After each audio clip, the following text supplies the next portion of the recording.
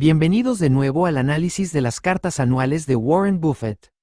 Hoy nos sumergimos en el informe de 1979. Fue un año de crecimiento continuo para Berkshire Hathaway, pero también un año marcado por la honestidad sobre los errores y una profunda reflexión sobre los desafíos de la inflación. Te invito a suscribirte al canal y activar la campana de notificaciones para que no te pierdas ningún contenido. Vamos a leer. A los accionistas de Berkshire Hathaway Inc. Nuevamente, debemos comenzar con unas palabras sobre contabilidad. Desde nuestro último informe anual, la profesión contable ha decidido que los valores de renta variable, acciones, propiedad de las compañías de seguros deben figurar en el balance general a su valor de mercado. Anteriormente, registrábamos dichos valores al menor entre el costo agregado o el valor de mercado agregado. Debido a que tenemos grandes ganancias no realizadas en nuestras tenencias de acciones de seguros, el resultado de esta nueva política es aumentar sustancialmente el patrimonio neto al cierre de 1978 y 1979, incluso después de establecer la reserva correspondiente para los impuestos sobre las ganancias de capital que serían pagaderos si las acciones se vendieran a dichas valoraciones de mercado. Como saben, Blue Chip Stamps, nuestra subsidiaria propiedad en un 60%, se consolida totalmente en los estados financieros de Berkshire Hathaway. Sin embargo, a Blue Chip todavía se le exige registrar sus inversiones en acciones al menor entre el costo agregado o el valor de mercado, tal como lo hacían las subsidiarias de seguros de Berkshire antes de este año. Si las mismas acciones fueran compradas a un precio idéntico por una subsidiaria de seguros de Berkshire Hathaway y por Blue Chip Stamps, los principios contables actuales a menudo requerirían que terminen registradas en nuestro balance consolidado con dos valores diferentes. Eso debería mantenerlos alerta. Los valores de mercado de las tenencias de acciones de Blue Chip Stamps se detallan en la nota 3 de la página 18. Resultados operativos de 1979. Seguimos considerando que la relación entre las ganancias operativas, antes de ganancias o pérdidas por valores, y el capital de los accionistas, con todos los valores valorados al costo, es la forma más adecuada de medir el desempeño operativo de cualquier año individual. Medir tales resultados contra el capital de los accionistas con los valores a mercado podría distorsionar significativamente el porcentaje de desempeño operativo debido a los amplios cambios anuales en el valor de mercado de la cifra del patrimonio neto que sirve como denominador. Por ejemplo, una gran caída en el valor de los valores podría resultar en un patrimonio neto por valor de mercado muy bajo que, a su vez, podría causar que las ganancias operativas mediocres parezcan irrealmente buenas. Alternativamente, cuanto más éxito hayan tenido las inversiones en acciones, mayor será la base del patrimonio neto y más pobre parecerá la cifra de rendimiento operativo. Por lo tanto, continuaremos informando el desempeño operativo medido contra el patrimonio neto inicial, con los valores valorados al costo. Sobre esta base, tuvimos un desempeño operativo razonablemente bueno en 1979, pero no tan bueno como el de 1978, con ganancias operativas que ascendieron al 18.6% del patrimonio neto inicial. Las ganancias por acción, EPS, por supuesto, aumentaron un poco, alrededor del 20%, pero consideramos que esta es una cifra inadecuada en la cual enfocarse. Tuvimos sustancialmente más capital para trabajar en 1979 que en 1978, y nuestro desempeño al utilizar ese capital fue inferior al del año anterior, a pesar de que las ganancias por acción aumentaron. Las ganancias por acción aumentarán constantemente en una cuenta de ahorros inactiva o en un bono de ahorro de Estados Unidos que devenga una tasa fija de rendimiento simplemente porque las ganancias, la tasa de interés establecida, se reinvierten continuamente y se agregan a la base de capital. Por lo tanto, incluso un reloj detenido puede parecer una acción de crecimiento si la tasa de pago de dividendos es baja. La prueba principal del desempeño económico de la gerencia es el logro de una alta tasa de ganancias sobre el capital de propiedad empleado, sin apalancamiento indebido, trucos contables, etc., y no el logro de ganancias consistentes en las ganancias por acción. En nuestra opinión, muchos negocios serían mejor comprendidos por sus accionistas, así como por el público en general, si las gerencias y los analistas financieros modificaran el énfasis principal que ponen en las ganancias por acción y en los cambios anuales de esa cifra. Resultados a largo plazo. Al medir el desempeño económico a largo plazo, a diferencia del desempeño anual, consideramos apropiado reconocer plenamente las ganancias o pérdidas de capital realizadas, así como las partidas extraordinarias, y utilizar estados financieros que presenten los títulos de renta variable a su valor de mercado. Dichas ganancias o pérdidas de capital, ya sean realizadas o no realizadas, son tan importantes para los accionistas a lo largo de los años como las ganancias obtenidas de forma más rutinaria a través de las operaciones. Simplemente, su impacto suele ser extremadamente volátil a corto plazo, una característica que las hace inadecuadas como indicador del desempeño de la gerencia en un solo año. El valor contable por acción de Berkshire Hathaway al 30 de septiembre de 1964, cierre del ejercicio fiscal anterior a la toma de posesión de la actual gerencia, era de $19.46 por acción. A finales de 1979, el valor contable, incluyendo las participaciones de renta variable valoradas a precio de mercado, era de $335.85 por acción. La revalorización de los libros asciende a un 20.5% anual compuesto. Esta cifra, por supuesto, es mucho mayor que cualquier promedio de nuestros cálculos de ganancias operativas anuales, y refleja la importancia de la apreciación del capital de las inversiones en acciones de seguros para determinar los resultados generales para nuestros accionistas. Probablemente también sea justo decir que el valor contable cotizado en 1964 sobreestimaba en cierta medida el valor intrínseco de la empresa, ya que los activos que poseía en ese momento, ya sea sobre la base de la continuidad de la empresa o del valor de liquidación, no valían el 100% de su valor. Los pasivos, sin embargo, eran sólidos. Hemos logrado este resultado utilizando un bajo nivel de apalancamiento, tanto financiero, medido por la relación deuda-capital, como operativo, medido por el volumen de primas en relación con los fondos de capital de nuestro negocio de seguros, y sin una emisión ni recompra significativa de acciones. Básicamente, hemos trabajado con el capital inicial. A partir de nuestra base textil, nosotros, o nuestras filiales Blue Chip y Wesco, hemos adquirido la propiedad total de 13 empresas mediante compras negociadas a propietarios privados en efectivo, y hemos creado otras 6. Cabe mencionar que quienes nos han vendido, casi sin excepción, nos han tratado con excepcional honor y equidad, tanto en el momento de la venta como posteriormente. Pero antes de ahogarnos en un mar de autocomplacencia, es necesario hacer una observación adicional y crucial. Hace unos años, una empresa cuyo patrimonio neto por acción crecía a un 20% anual habría garantizado a sus propietarios una rentabilidad real de la inversión muy exitosa. Ahora, tal resultado parece menos seguro. La tasa de inflación, junto con los tipos impositivos individuales, será el factor determinante de si nuestro desempeño operativo interno genera resultados de inversión exitosos, es decir, una ganancia razonable en el poder adquisitivo de los fondos invertidos para ustedes como accionistas.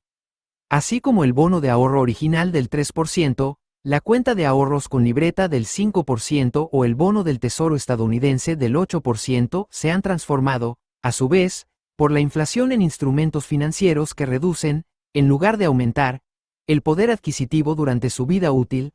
Una empresa que obtiene un 20% de rentabilidad sobre el capital puede generar una rentabilidad real negativa para sus propietarios en condiciones inflacionarias no mucho más severas que las actuales.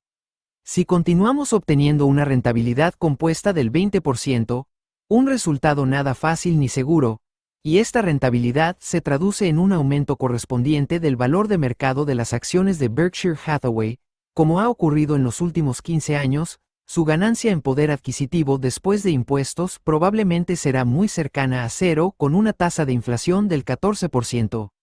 La mayor parte de los 6 puntos porcentuales restantes se destinarán al impuesto sobre la renta cada vez que desee convertir sus 20 puntos porcentuales de ganancia anual nominal en efectivo.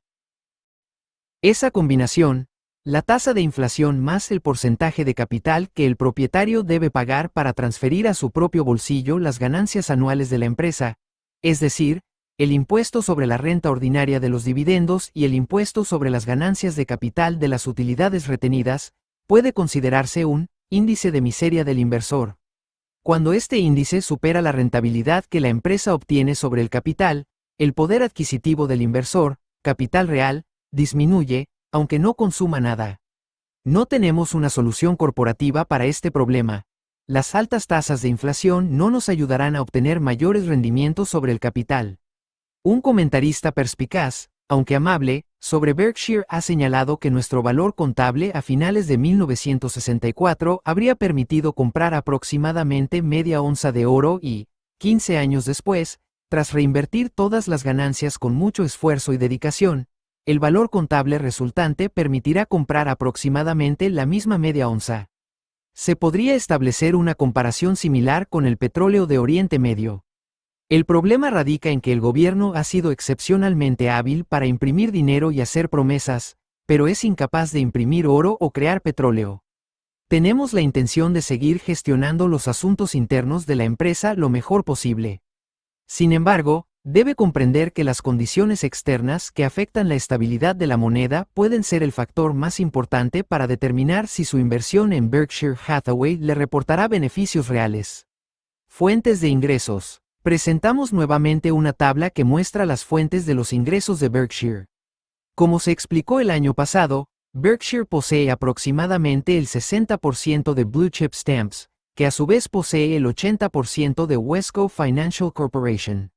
La tabla muestra tanto los ingresos totales de las distintas entidades comerciales como la participación de Berkshire. Todas las ganancias o pérdidas de capital significativas atribuibles a cualquiera de las entidades comerciales se agregan en la cifra de ganancias realizadas por valores que aparece al final de la tabla y no se incluyen en las ganancias operativas. Blue Chip y Wesco son empresas públicas con sus propios requisitos de información. En las páginas 37 a 43 de este informe, hemos reproducido los informes narrativos de los principales ejecutivos de ambas empresas, en los que describen las operaciones de 1979. Algunas de las cifras que mencionan en sus informes no coinciden exactamente con las de la tabla anterior debido a complejidades contables y fiscales. Los indígenas Yanomami solo utilizan 3 números, 1, 2 y más de 2. Quizás algún día los adopten. Sin embargo, los comentarios de dichos informes deberían serle útiles para comprender las características económicas subyacentes y las perspectivas futuras de los importantes negocios que gestionan. Se enviará una copia del informe anual completo de cualquiera de las dos compañías a cualquier accionista de Berkshire que lo solicite al señor Robert H. Baird para Blue Chip Stamps, 5801 Southeastern Avenue, Los Ángeles, California 90040, o a la señora Bette Deckard para Wesco Financial Corporation, 315 East Colorado Boulevard, Pasadena, California 91109. Textiles y comercio minorista. La importancia relativa de estas dos áreas ha disminuido un poco con los años, a medida que nuestro negocio de seguros ha crecido drásticamente en tamaño y ganancias. Ben Rosner, de Associated Retail Stores, sigue logrando resultados extraordinarios, grandes logros. Año tras año, genera ganancias muy elevadas en relación con el capital empleado, concretamente en efectivo, y no en cuentas por cobrar e inventarios, como ocurre en muchos otros negocios minoristas, en un segmento del mercado con poco crecimiento y una demografía poco atractiva. Ben tiene ahora 76 años y, al igual que otros talentos emergentes como Gina Beck, de 82 años, de Illinois National, y Louis Vincenti, de 74 años, de Wesco, supera sus propios logros cada año. Nuestro negocio textil también sigue generando efectivo, pero a un ritmo bajo en comparación con el capital invertido. Esto no refleja la gestión de los directivos, sino más bien la situación del sector en el que operan. En algunos negocios, una cadena de televisión, por ejemplo, es prácticamente imposible evitar obtener rentabilidades extraordinarias sobre el capital tangible invertido en el negocio. Y los activos de estos negocios se venden a precios igualmente extraordinarios, 1000 centavos o más por dólar, una valoración que refleja los espléndidos, casi inevitables, resultados económicos que se pueden obtener.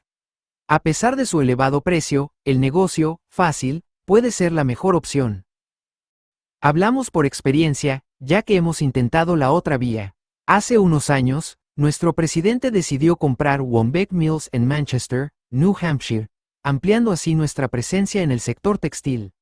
Desde cualquier punto de vista estadístico, el precio de compra fue una ganga extraordinaria. compramos muy por debajo del capital circulante de la empresa y, en efecto, obtuvimos cantidades sustanciales de maquinaria e inmuebles prácticamente gratis. Sin embargo, la compra fue un error.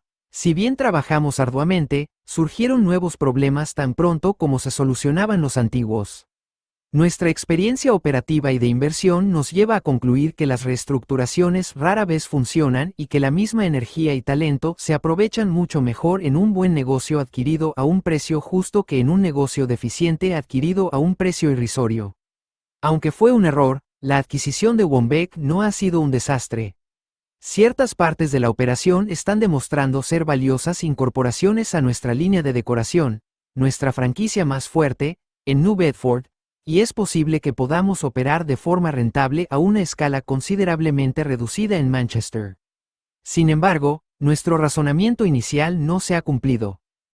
Suscripción de seguros. El año pasado predijimos que el índice de suscripción combinado, véase la definición en la página 36, del sector asegurador aumentaría al menos unos puntos, quizás lo suficiente como para que el sector en su conjunto incurriera en pérdidas de suscripción.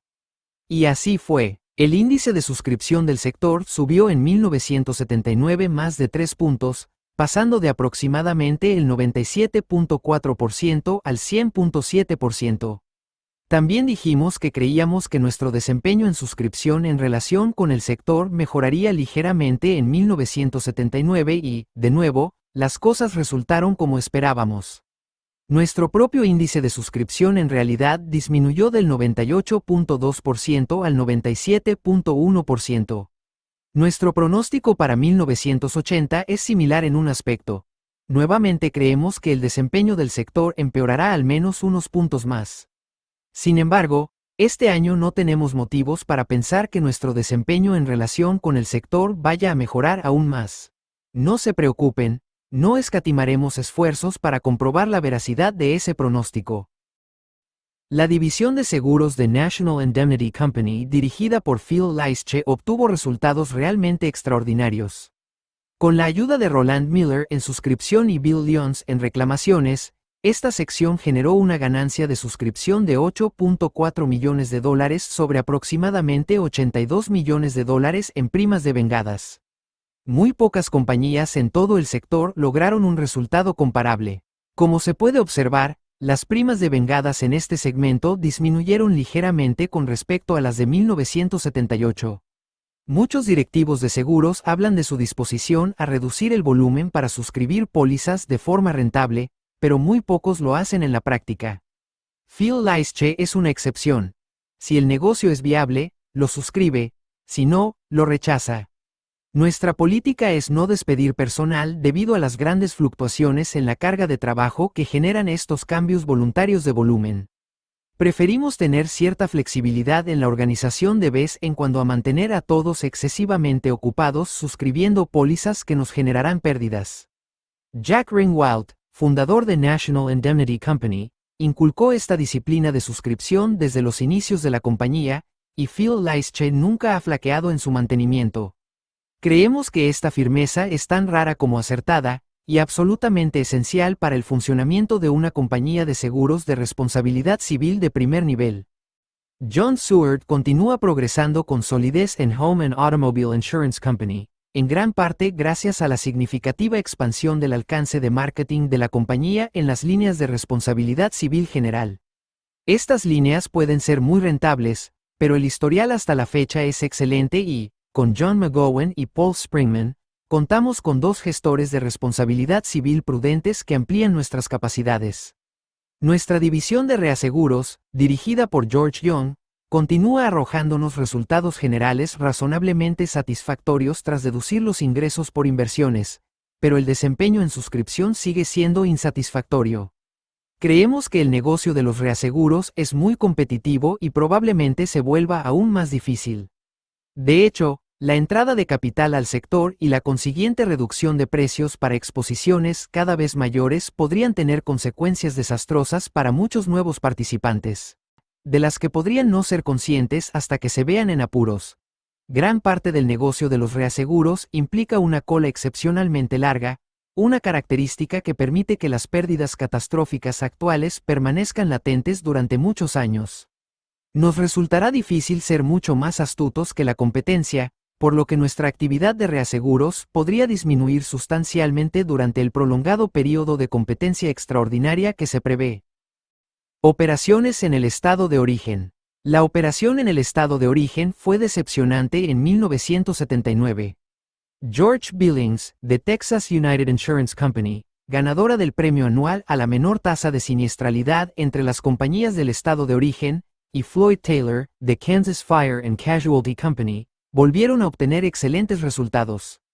Sin embargo, varias de las otras operaciones, en particular Cornhusker Casualty Company, nuestra primera y mayor operación en el estado de origen, históricamente exitosa, tuvieron malos resultados de suscripción, agravados por problemas de procesamiento de datos, administración y personal. Hemos cometido errores importantes al reorganizar nuestras actividades de procesamiento de datos, y estos errores no se corregirán de inmediato ni sin costo alguno. No obstante, John Ringwald se ha volcado en la tarea de solucionar los problemas y confiamos en que, con la ayuda de varias personas competentes que se han incorporado recientemente, tendrá éxito. Compensación laboral y cauciones. Nuestro desempeño en compensación laboral fue muchísimo mejor de lo que podíamos esperar a principios de 1979. Contábamos con un clima muy favorable en California para lograr buenos resultados, pero, además, Milt Thornton de Cypress Insurance Company y Frank DiNardo de la División de Compensación Laboral de National Indemnity en California tuvieron un desempeño sencillamente excepcional. Hemos admitido, y con razón, algunos errores en materia de adquisiciones, pero la compra de Cypress ha resultado ser un acierto rotundo. Milt Thornton, al igual que Phil Leische, se rige por la política de centrarse en los negocios que comprende y desea, sin considerar el impacto en el volumen. Como resultado, cuenta con una cartera de clientes excepcional y un equipo de empleados extraordinariamente eficiente. Frank DiNardo ha solucionado el desastre que heredó en Los Ángeles de una manera que superó con creces nuestras expectativas, generando ahorros millonarios. Ahora puede comenzar a construir sobre una base sólida. A finales de año, incursionamos en el área especializada del reaseguro de cauciones bajo la dirección de Chet Noble. Al menos inicialmente, esta operación será relativamente pequeña, ya que nuestra política será buscar compañías clientes que valoren la necesidad de una relación de colaboración a largo plazo con sus reaseguradoras. Nos complace la calidad de las aseguradoras que hemos atraído y esperamos incorporar a varias de las mejores aseguradoras primarias a medida que nuestra solidez y estabilidad financiera se consoliden en el sector de las cauciones. Perspectivas para el sector asegurador. La opinión generalizada es que la suscripción de seguros será deficiente en 1980, pero que las tarifas comenzarán a estabilizarse en un año aproximadamente, lo que provocará un cambio de tendencia en algún momento de 1981. No compartimos esta opinión. Los tipos de interés actuales incentivan la obtención de negocios con niveles de siniestralidad que antes se consideraban totalmente inaceptables. Los gestores critican la insensatez de suscribir pólizas con pérdidas para obtener ingresos por inversiones. Con tono de ligera incredulidad, pero creemos que muchos lo harán. Por lo tanto, prevemos que la competencia creará un nuevo umbral de tolerancia para las pérdidas en la suscripción de pólizas y que los índices combinados promediarán más altos en el futuro que en el pasado. En cierta medida, el momento decisivo se ha pospuesto debido a la marcada reducción en la frecuencia de accidentes automovilísticos, probablemente causada en gran parte por cambios en los hábitos de conducción inducidos por el aumento del precio de la gasolina. En nuestra opinión, si los hábitos no hubieran cambiado, las tarifas de los seguros de automóviles habrían sido muy poco más altas y los resultados de suscripción habrían sido mucho peores. Esta racha de buena suerte no durará indefinidamente. Nuestra previsión es un índice combinado promedio para el sector en torno a 105 durante los próximos 5 años. Si bien tenemos una gran confianza en que algunas de nuestras operaciones tendrán un rendimiento considerablemente superior al promedio, será un reto para nosotros operar por debajo de la cifra del sector. En el mundo de los seguros, siempre hay sorpresas. No obstante, creemos que los seguros pueden ser un negocio muy rentable. Tienden a potenciar, de forma inusual, el talento humano en la gestión, o la falta del mismo. Contamos con varios gerentes cuyo talento está demostrado y en constante crecimiento. Además, tenemos una participación indirecta muy importante en dos grupos de gestión verdaderamente excepcionales a través de nuestras inversiones en Safeco y Heyco. Por lo tanto, esperamos obtener buenos resultados en el sector de seguros a lo largo de varios años. Sin embargo, el negocio tiene el potencial de generar resultados realmente desastrosos en un año concreto. Si la frecuencia de accidentes en el sector automovilístico disminuyera rápidamente, es probable que nosotros, junto con otros, experimentemos un año así. Inversiones en seguros. En los últimos años, hemos escrito extensamente en esta sección sobre nuestras inversiones en acciones de seguros. En 1979, estas continuaron teniendo un buen desempeño, principalmente porque las compañías subyacentes en las que hemos invertido, en prácticamente todos los casos, obtuvieron resultados sobresalientes. Las utilidades retenidas correspondientes a nuestras inversiones en acciones de seguros, que no se reflejan en nuestros estados financieros, siguen aumentando anualmente y, en conjunto, ahora alcanzan una cifra muy sustancial. Confiamos en que la gerencia de estas compañías utilizará esas utilidades retenidas de manera efectiva y convertirá cada dólar retenido en $1 o más de valor de mercado posterior para nosotros. En parte, nuestras ganancias no realizadas reflejan este proceso. A continuación, mostramos las inversiones en acciones que tuvieron un valor de mercado al cierre del año superior a $5 millones. Perspectivas del mercado y análisis de inversiones en bonos. Actualmente creemos que los mercados de renta variable en 1980 probablemente evolucionarán de una manera que resultará en un rendimiento inferior al esperado de nuestra cartera por primera vez en los últimos años. Nos gustan mucho las empresas en las que tenemos inversiones importantes y no planeamos realizar cambios para intentar adaptarnos a los mercados de un año específico. Dado que hemos abordado nuestra filosofía sobre la renta variable con detalle en los informes anuales recientes, un análisis más extenso de las inversiones en bonos podría ser apropiado en este caso, especialmente a la luz de lo ocurrido desde finales de año.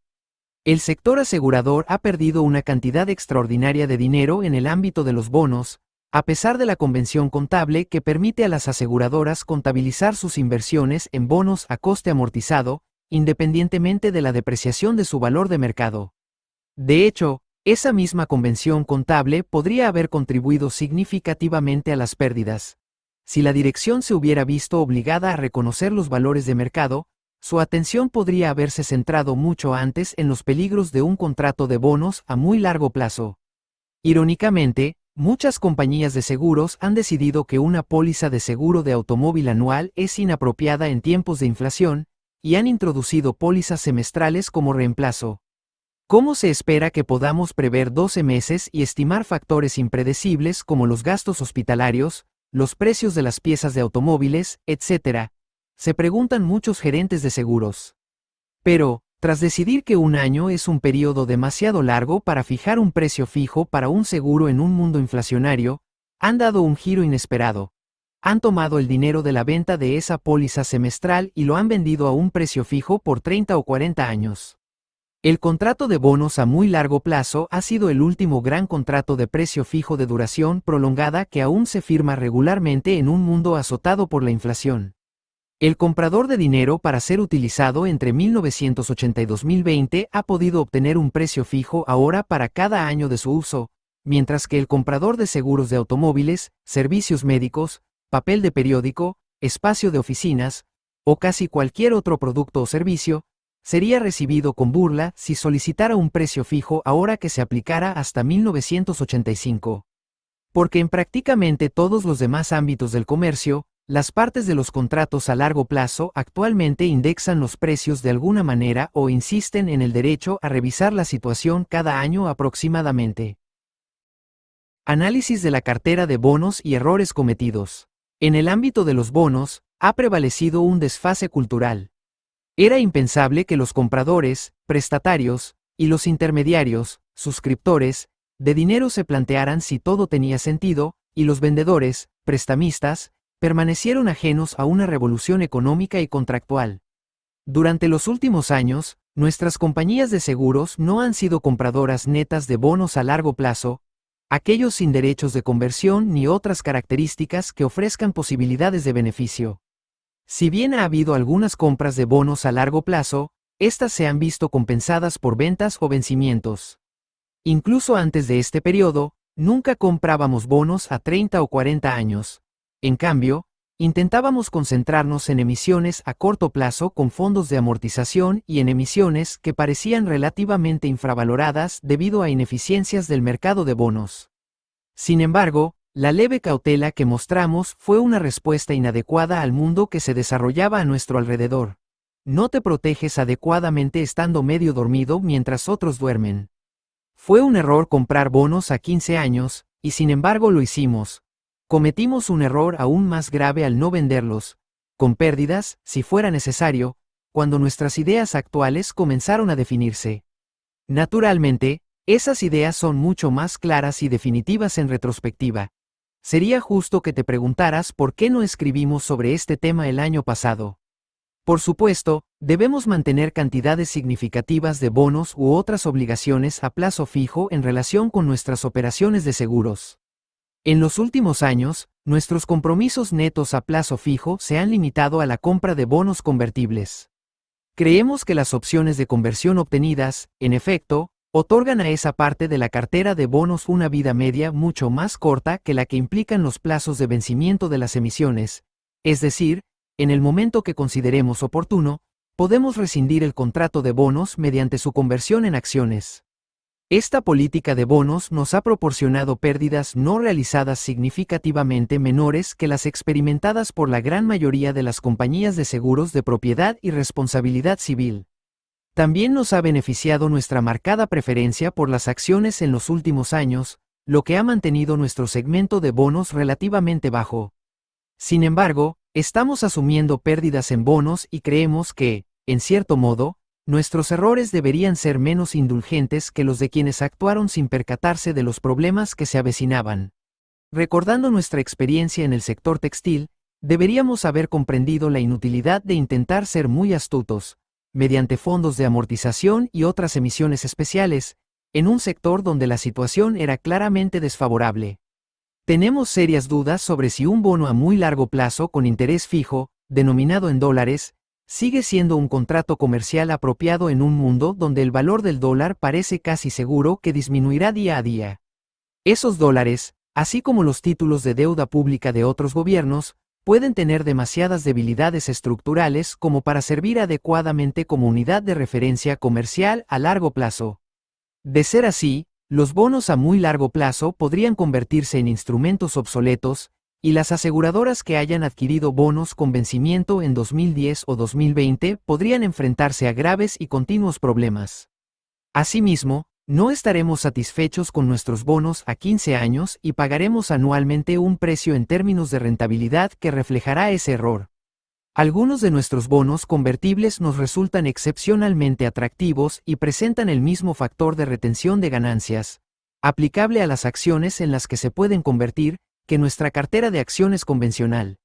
Esperamos obtener ganancias con estos bonos, de hecho, ya las hemos obtenido en algunos casos, y confiamos en que dichas ganancias compensen las pérdidas en los bonos tradicionales. Y, por supuesto, existe la posibilidad de que nuestro análisis actual sea demasiado pesimista. Las probabilidades de una inflación muy baja no son nulas. La inflación es un fenómeno humano, quizás se pueda controlar. La amenaza que nos alarma también puede alarmar a los legisladores y otros grupos influyentes, lo que podría provocar una respuesta adecuada.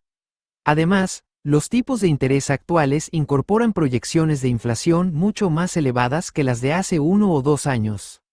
Dichos tipos podrían resultar suficientes, o incluso más que suficientes, para proteger a los compradores de bonos. Incluso podríamos perdernos grandes beneficios de una importante recuperación de los precios de los bonos.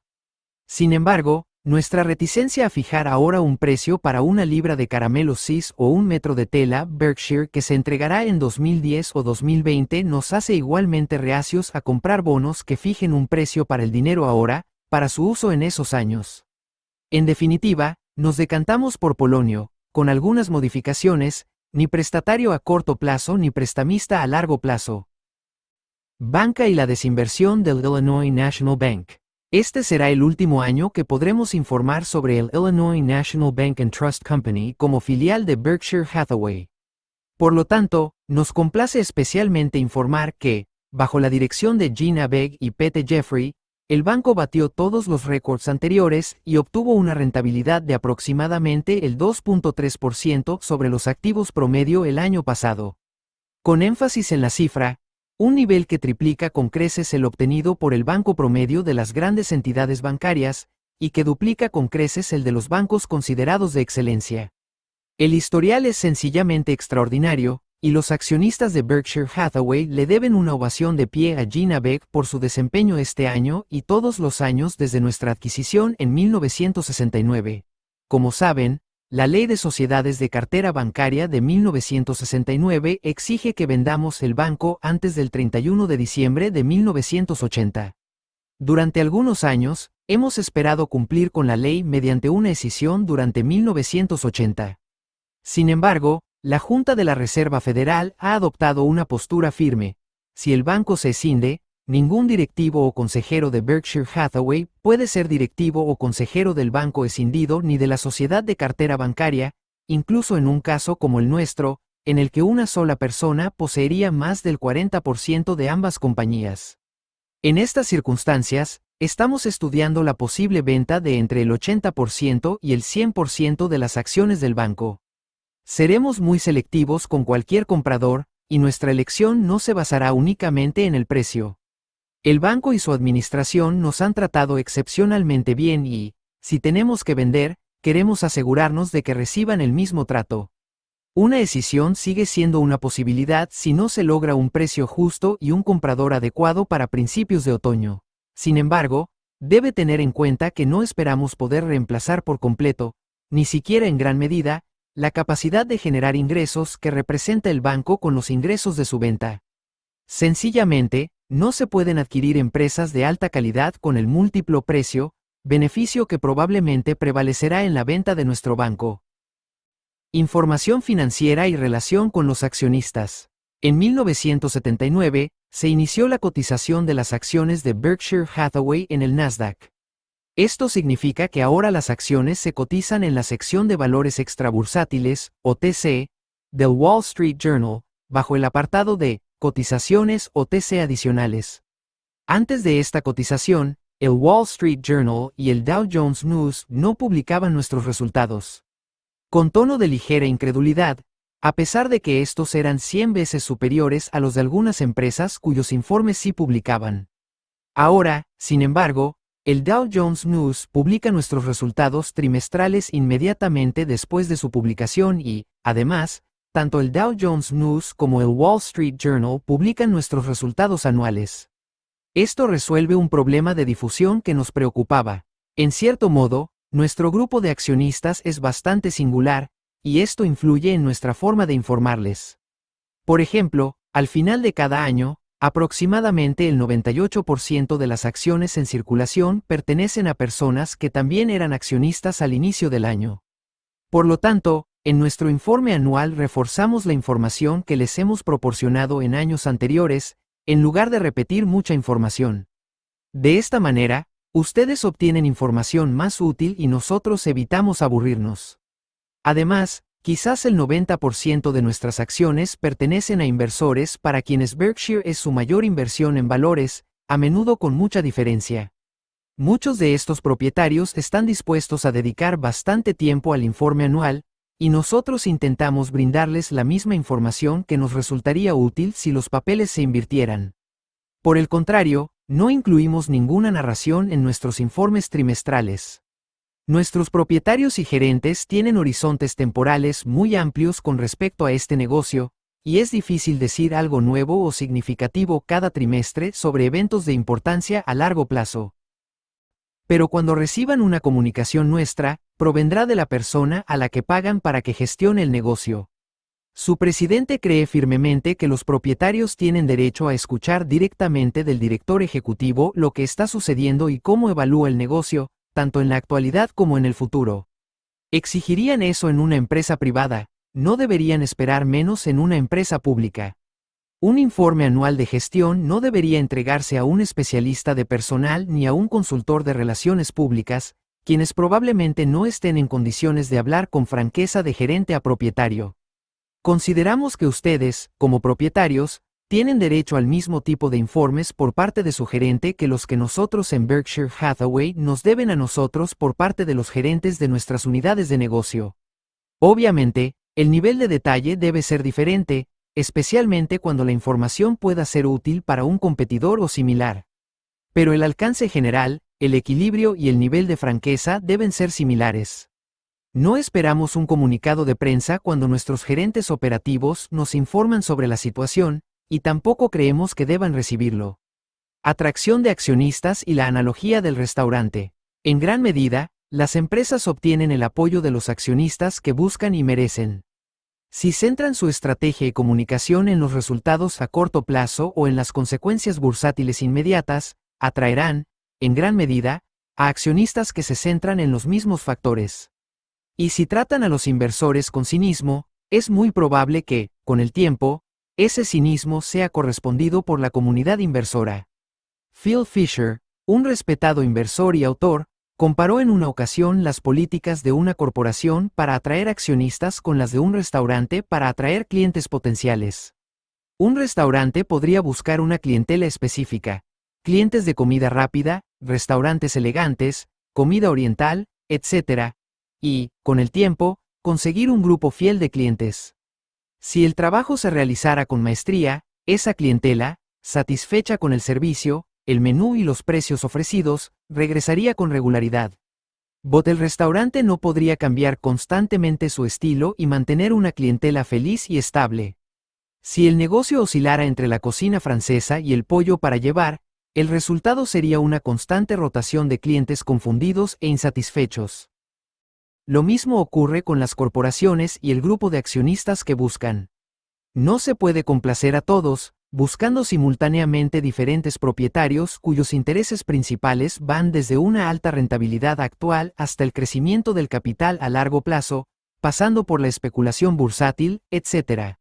Nos desconcierta el razonamiento de las directivas que buscan una gran actividad de negociación de sus acciones. En efecto, dichas directivas están diciendo que quieren que gran parte de la clientela actual las abandone continuamente en favor de nuevos clientes, porque no se pueden añadir muchos propietarios nuevos, con nuevas expectativas, sin perder a muchos de los antiguos.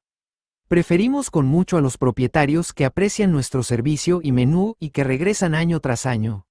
Sería difícil encontrar un grupo mejor para ocupar los puestos de accionistas de Berkshire Hathaway que el que ya los ocupa. Por lo tanto, esperamos continuar teniendo una rotación muy baja entre nuestros propietarios, lo que refleja una base de accionistas que comprende nuestra operación, aprueba nuestras políticas y comparte nuestras expectativas. Y esperamos cumplir con esas expectativas. Perspectivas. El año pasado dijimos que esperábamos que las ganancias operativas en dólares mejoraran, pero que la rentabilidad sobre el capital disminuyera. Esto resultó ser correcto. Nuestro pronóstico para 1980 es el mismo. Si nos equivocamos, será a la baja. En otras palabras, estamos prácticamente seguros de que nuestras ganancias operativas, expresadas como un porcentaje del nuevo capital social de aproximadamente $236 millones, valorando los títulos al costo, disminuirán con respecto al 18.6% alcanzado en 1979. También existe una probabilidad razonable de que las ganancias operativas en dólares totales sean inferiores a las de 1979. El resultado depende en parte de la fecha de liquidación del banco, en parte del grado de deterioro de la rentabilidad de la suscripción de seguros y en parte de la gravedad de los problemas de ganancias en el sector de ahorro y préstamo. Seguimos muy satisfechos con nuestras inversiones en acciones de seguros. A lo largo de los años, esperamos generar un volumen de ganancias subyacente muy elevado y creciente, atribuible a nuestra participación en estas compañías. En la mayoría de los casos, se trata de negocios excelentes, magníficamente gestionados y adquiridos a precios muy atractivos. Su empresa se rige por el principio de centralización de las decisiones financieras en la alta dirección. En la cúpula, cabe añadir, y una delegación bastante amplia de la autoridad operativa a varios directivos clave a nivel de cada compañía o unidad de negocio. Podríamos formar un equipo de baloncesto con nuestra sede corporativa, con una leve sonrisa, que apenas ocupa unos 140 metros cuadrados. Este enfoque genera algún que otro error grave que podría haberse evitado o minimizado mediante un control operativo más riguroso.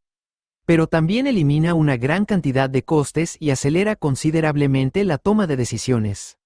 Como todos tienen mucho trabajo, se logra muchísimo.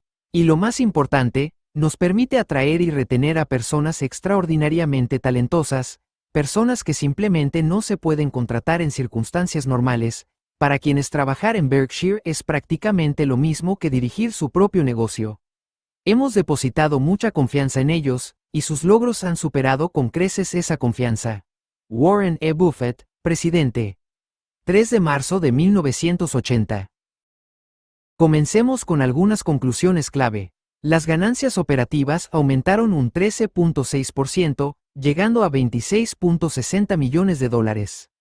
Sin embargo, Buffett nos recuerda que la verdadera métrica es la rentabilidad sobre el capital social inicial. Esta cifra cayó ligeramente del 19.4% al 18.6%. Aunque sigue siendo una rentabilidad excelente, Buffett nos advierte sobre un futuro más difícil.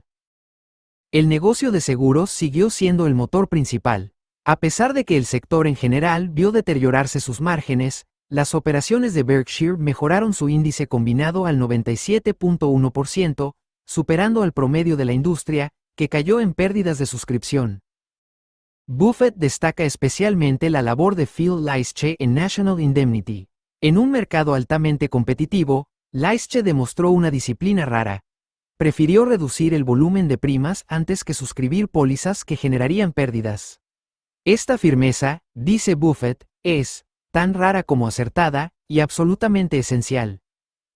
En el sector bancario, 1979 fue el último año completo del Illinois National Bank bajo el control de Berkshire, debido a regulaciones federales.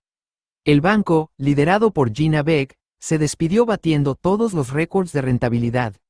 Buffett advierte que será difícil reemplazar esta capacidad de generar ingresos con el capital de su venta. Finalmente, Buffett reflexiona sobre la relación con sus accionistas. Con una rotación bajísima, él ve a los inversores como socios a largo plazo. Utilizando una analogía de Phil Fisher, compara la política de la empresa con la de un restaurante que busca una clientela fiel, no una que cambie constantemente de menú. Él escribe para propietarios que comprenden y aprueban sus políticas a largo plazo. La carta de 1979 cierra con una perspectiva prudente para 1980, previendo una caída en la rentabilidad operativa debido a un mercado de seguros más difícil y desafíos en el sector de ahorro y préstamo. Pero la confianza en su equipo directivo descentralizado y en sus inversiones a largo plazo sigue siendo inquebrantable. Una vez más, la carta de Buffett nos ofrece no solo resultados financieros, sino una clase magistral de disciplina, honestidad y pensamiento a largo plazo. Gracias por acompañarnos. Recuerda suscribirte, dar like y compartir este contenido. Hasta la próxima.